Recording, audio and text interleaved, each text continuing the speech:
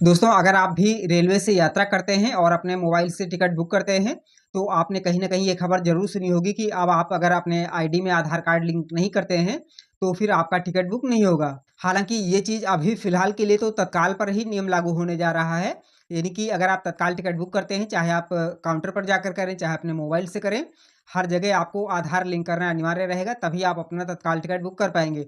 लेकिन हो सकता है कि आपका जो रेगुलर जनरल टिकट होता है, वो भी बुक करने में समस्या होने लगे, ऐसा भी हो सकता है। तो इसलिए समय रहते ज़रूरी है कि अगर आपके पास में रेलवे का आईआरसीटीसी का अकाउंट है, तो आप वहाँ पर अपना आधार कार्ड ज़रूर लिंक करके रखें, ताकि आपको भविष्य में टिकट बुक करते समय कोई भी समस्या ना हो। तो अगर आपके पास में आईआरसीटीसी की आईडी है और अभी तक आपने अपने आईडी में अपना आधार कार्ड लिंक नहीं किया है, तो आप जल्द से जल्द ज़रूर कर लें।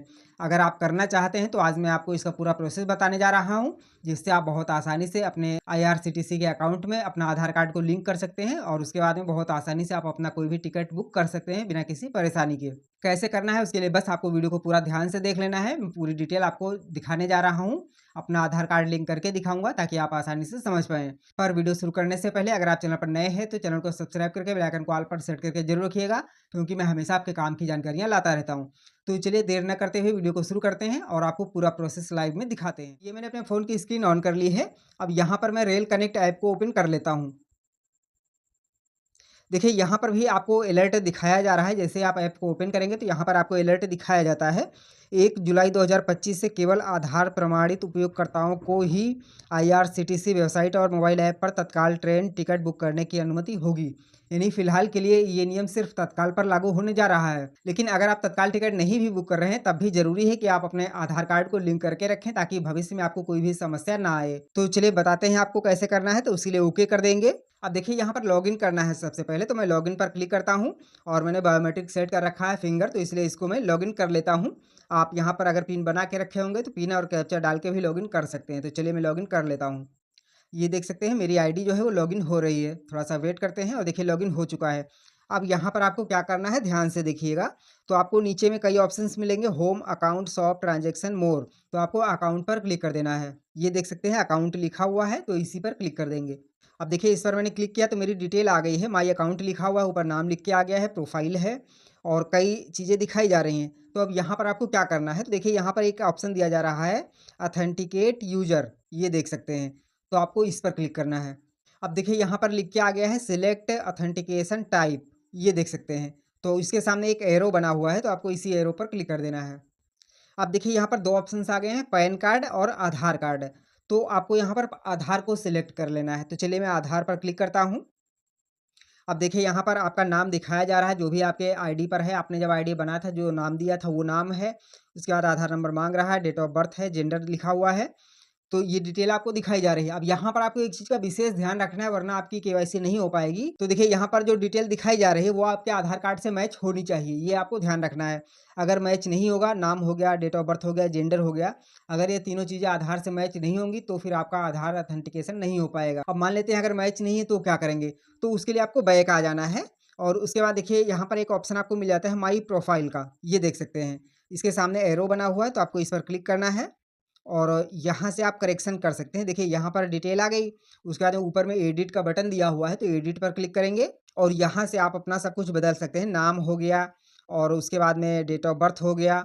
आप जो भी चीज़ चेंज करना चाहें वो कर सकते हैं। देखिए मैं चेंज कुछ नहीं कर रहा हूँ, लेकिन आप कर सकते हैं। डेट ऑफ बर्थ कर सकते हैं, जेंडर कर सकते हैं, मोबाइल नंबर चेंज कर सकते हैं, ईमेल आईडी कर सकते हैं, एड्रेस चेंज कर सकते हैं, सारी जानकारी आप चेंज कर सकते हैं। तो मैंने अभी हाल में कर लिया है, तो अब मेरा सब सही है।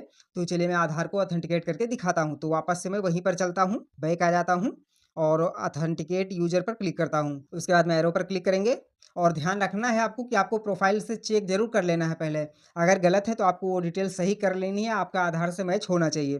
तो चलिए आधार पर करते हैं और यहाँ पर मेरी डिटेल आ गई है। यहाँ पर सिर्फ़ मुझे आधार नंबर डालना है। तो चलिए मैं अपना आधार नंबर डाल लेता हूँ। तो ये मैंने आधार नंबर डाल लिया है। उसके बाद में आई कंसेंट जो लिखा हुआ है, ये देख सकते हैं, इस बॉक्स पर क्लिक कर देंगे और उसके बाद में देखिए अब यहाँ पर कुछ नहीं आ रहा है, तो ऊपर में लिखा हुआ है सेंड ओटीपी, ये देख सकते हैं।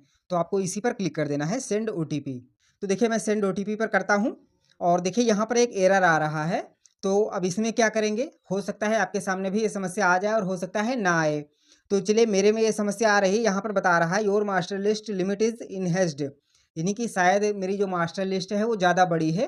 तो इसलिए नहीं हो पा रहा होगा। तो चलिए कोई बात नहीं है, मैं उसमें से थोड़े नाम हटा देता हूँ। अगर आपके में नहीं आ रहा है तो ओटीपी सेंड हो जाएगा। अब मेरे में चूँकि ये एरर आ रहा है तो इसलिए मैं अपनी मास्टर लिस्ट में से कुछ नाम को हटा देता हूँ। तो देखिए मैंने मास्टर लिस्ट से नाम कम कर लिए हैं और उसके बाद में फिर से मैं सेंड ओटीपी पर करता हूँ, देखता हूँ क्या होता है। देखिए इस बार में ओटीपी सेंड हो गया है। तो चलिए ठीक है, मेरे आधार से रजिस्टर्ड नंबर पर जैसे ओटीपी आता है तो मैं ओटीपी डाल लेता हूँ और ओटीपी आ चुका है। तो चलिए मैं ओटीपी फिल कर लेता हूँ। तो देखिए ओटीपी मैंने फिल कर लिया है। नीचे देखिए अपडेट लिखा हुआ है रेड कलर में, तो इसी पर क्लिक कर देंगे। ये देखिएगा ध्यान से अपडेट लिखा हुआ है। जब आप कीपैड हटाते हैं तो अपडेट शो हो जाता है। तो आपको इसी पर क्लिक कर देना है और अपडेट हो जाएगा। तो चलिए करता हूँ मैं। थोड़ा-सा वेट करते हैं और देखिए अपडेट हो चुका है। अब यहाँ पर देखिए क्या-क्या आ रहा है। नेम एज़ पर आधार, नाम आ गया, आधार नंबर आ गया, जेंडर आ गया, डेट ऑफ बर्थ आ गया। Your profile detail are successfully authenticated with Aadhaar. Please note your IRCTC e-wallet is now registered and available for ticket booking. यानी कि मेरा जो आर वॉलेट होता है रेलवे का, वो भी एक्टिवेट हो चुका है, जो ई वॉलेट होता है। यहाँ पर आप पैसे ऐड करके डायरेक्ट पेमेंट कर सकते हैं, जल्दी टिकट बुक हो जाता है। और उसके बाद में Aadhaar verified user can book up to 24 tickets in a month. यानी कि बिना आधार के आप सिर्फ 12 टिकट महीने में कर सकते हैं। और आधार मैंने अपडेट कर दिया है, यहाँ पर रजिस्टर कर दिया है, तो अब मैं 24 टिकट महीने के बुक कर सकता हूँ। टिकट का मतलब पीएनआर, ऐसा नहीं है कि एक पीएनआर पर अगर 4 हैं तो 4 काउंट होगा। सिर्फ पीएनआर काउंट होता है, भले ही एक पीएनआर पर 4 हों या 6 टिकट हों, उससे कोई मतलब नहीं, जितने भी पैसेंजर हों, काउंटिंग पीएनआर की होती है। तो चलिए मैं ओके कर देता हूँ और फिर से यहाँ पर लॉगिन करने के लिए बोल रहा है, तो चलिए मैं लॉगिन कर लेता हूँ। तो यूज़र आईडी, पासवर्ड और कैप्चा मैंने फिल कर लिया है। उसके बाद में लॉगिन करते हैं, क्योंकि वेरीफ़ाई करने के बाद में आधार ऑथेंटिकेशन करने के बाद में दोबारा से लॉग आउट होके फिर लॉगिन करवा रहा है। तो पूरा प्रोसेस बिल्कुल नए तरीके से हो रहा है, तो चलिए मैं कर लेता हूँ। अब यहाँ पर मैं अपना पिन जनरेट कर लेता हूँ, यानी कि जो पिन होगा, एमपिन होगा, आप दोबारा जब लॉगिन करेंगे तो आपको पासवर्ड नहीं डालना पड़ेगा। तो चलिए मैं यहाँ पर डाल लेता हूँ।